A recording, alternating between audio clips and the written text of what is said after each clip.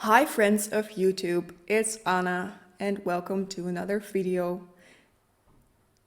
Be prepared for another quite rambly video because I decided to not do a lot of preparation for this one, and I don't think that's necessarily a bad thing.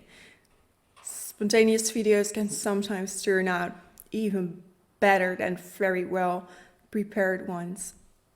So, yeah, I hope so. I hope it's gonna go well. Sometimes I need to edit more, so that's my problem, not yours. So, today I want to talk with you about what things in my past shaped me the most. I was talking about this with a friend, and it's a friend that gives me a lot of inspiration to think about things and to think about things in a different way. I have met him through a Facebook community, and I have never actually met him, but we have many interesting conversations because we really have the same kind of interests, especially concerning Jungian psychology and MBTI. So he did say that he wanted to be anonymous, so I will not say his name, but thank you for your help in this way, giving me inspiration. Even though I was actually the one who asked the question to him first, like, what things in your life shaped you the most? But still, he was the one who gave me the inspiration to ask that question, so I still want to give credits to him. Not to be cheesy. So, how I came upon this topic as well is that INFJs are super easy to influence, and they are super vulnerable to the environment that they are in, the environment that they grow up in even more. So that's probably also a reason why INFJs exist in many different forms, and they can be very different people because like their environment really shaped them. So I started thinking about what things shaped me to where I am now. And I thought that was a really interesting reflection. So I also definitely want to invite you to share with me in the comments what things in your life shaped you the most. And I know it can be very vulnerable to share these kind of things. So if you don't feel comfortable, don't share. But I personally believe there is a power in sharing these difficult things with other people, because we can feel recognition and we can feel more connected with each other if we recognize things from ourselves in others, also things that are difficult. So open invitation to write in the comments. So where to start? Because I think there are many different things. It would be even impossible to say all of them which shaped me. There was somebody walking by that distracted me a bit. I always felt very misunderstood as a child. Maybe not as a young child, because then I didn't have the enough understanding to realize something like that. As a young child, I was actually very carefree and happy. even at school, like preschool. But when it probably started around my elementary school time that I really felt misunderstood. I think just that feeling misunderstood had a lot of impact on me. There was always somebody in my life that I felt did understand me, and that was my ENFP mom. So she was a really important person to me, and she still is, in a way.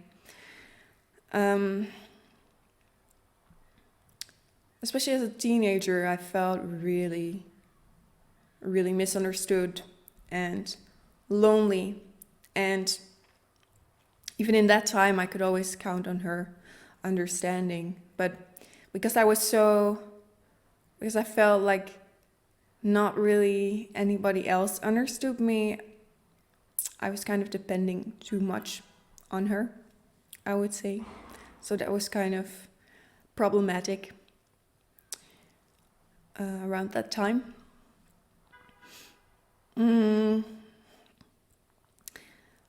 Feeling misunderstood was mainly also manifesting in school, in how I was learning and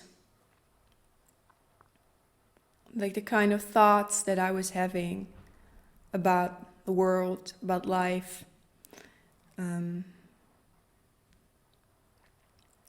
have made enough videos where I talk about my time in school and why that didn't work for me so well. So I will put some videos up there, probably, or there. Which side is it? Like I cannot do that. I can never remember which side it's on. So I'm going to put some videos there. I think it's here, right? For you to watch about that. And I don't think I need to go that deeply into it in this video. Man, there's so much connection with other videos that I made that I could just link them all right here. Like the one about social anxiety is also relevant here because even as a child, I felt like I couldn't share anything that was on my mind, which is also something that I talk about in the social anxiety video. And that was part of feeling misunderstood as a child at school. The problem, by the way, was never with children. It was always with the adults. I was quite social, I would say, with other children. I had my regular friends group that I was very close with, and yeah, I just had a good time with other children. But adults, that was a whole other thing. A kind of more positive thing that really shaped me was that I spent some time in a community as a younger child. And that community is of a kind of mentor of my mother. And while she was having seminars at his community, my mother took me there, and there were a lot of other people there, other children, and yeah, there was really an interesting thing going on there. It's kind of more implicit at first, but I really feel like being in that environment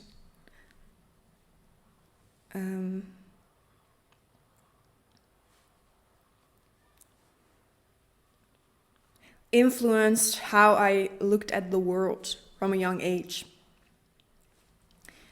Because like the thing in that community was to really look critically at the world and really reflect inwardly what's going on there. And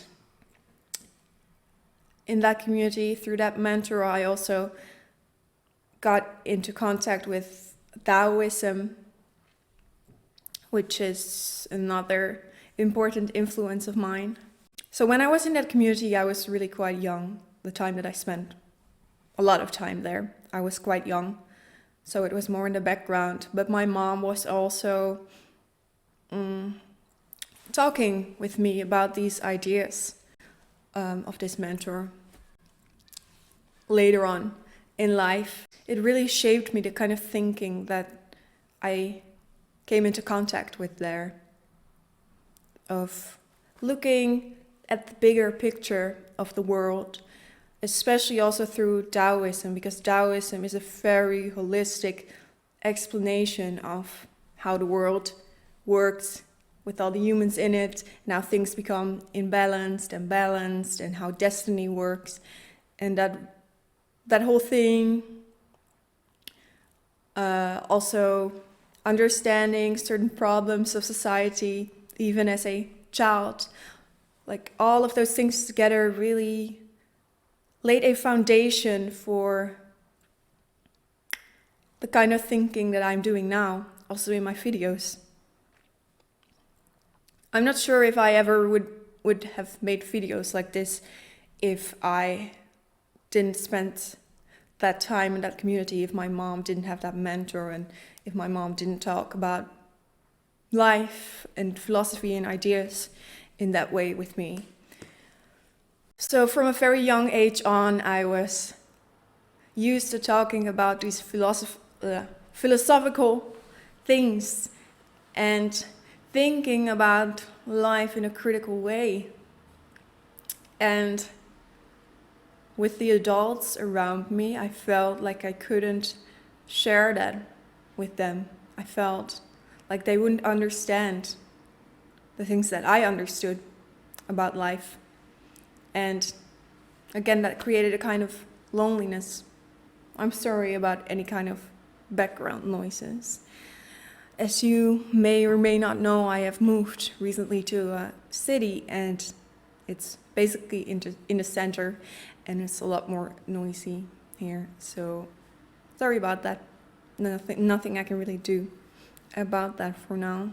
So, like I said, this is a rambly video, so I'm just hopping from one topic to the other, and I hope you can kind of follow this whole thing.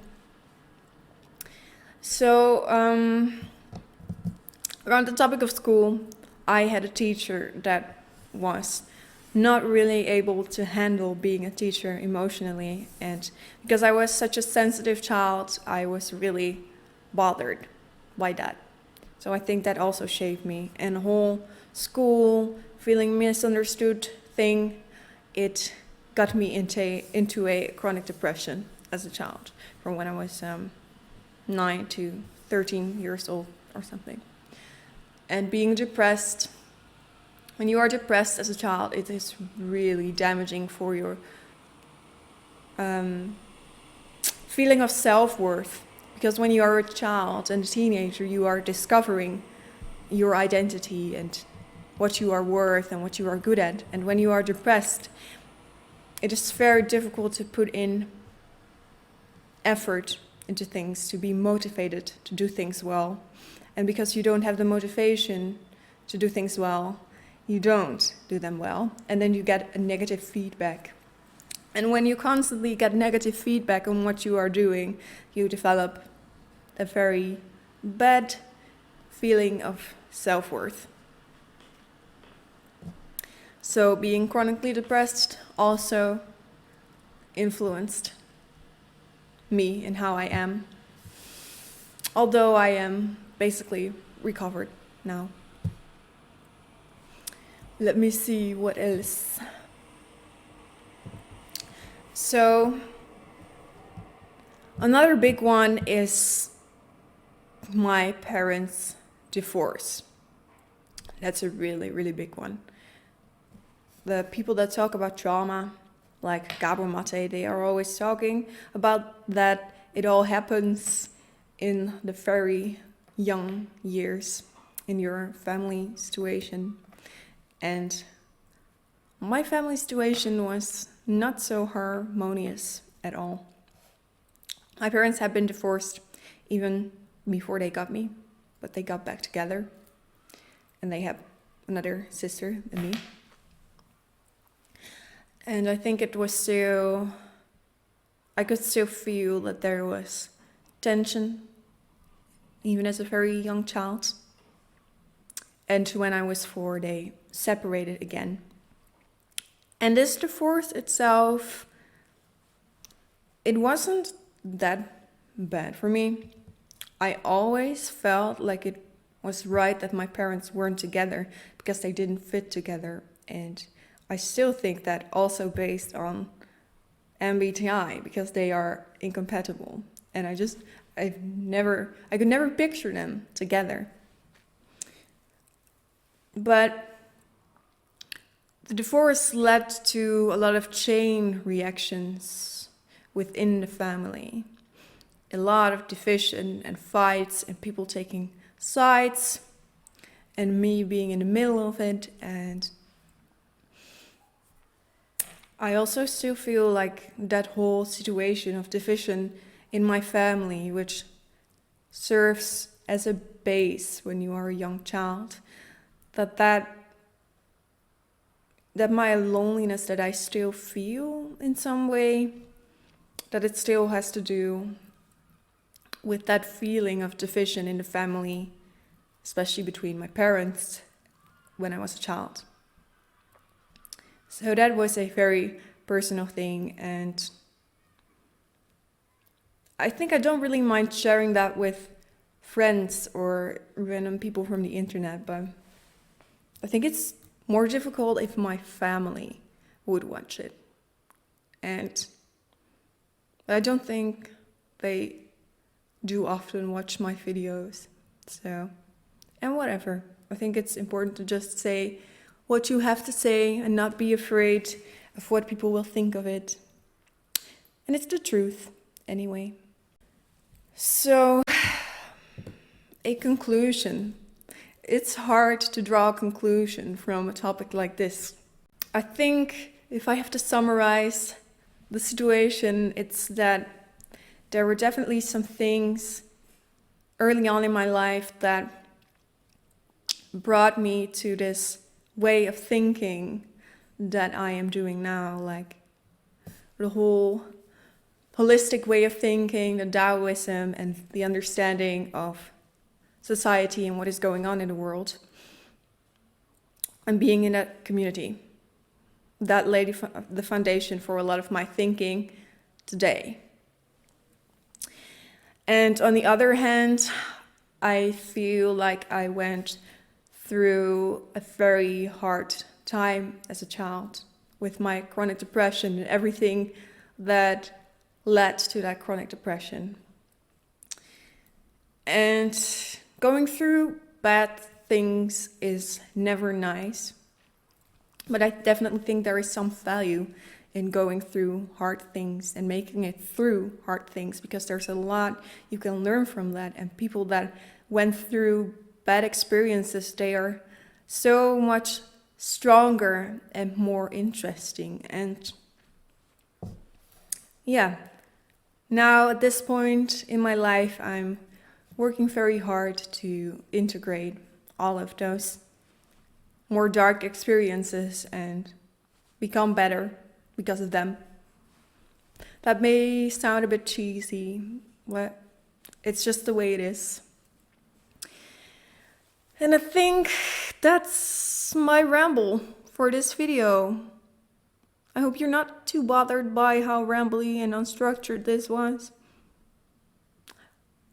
Again, I would love to read about what shaped you the most, because I'm curious what kind of things shape people, especially my viewers, in life. Also, an announcement is that I made a Facebook page for this channel.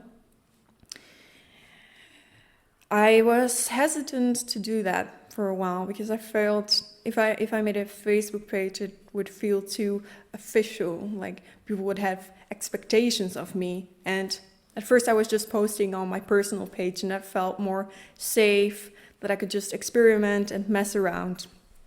But it's going pretty well with my channel and whatever. I felt like making that page, and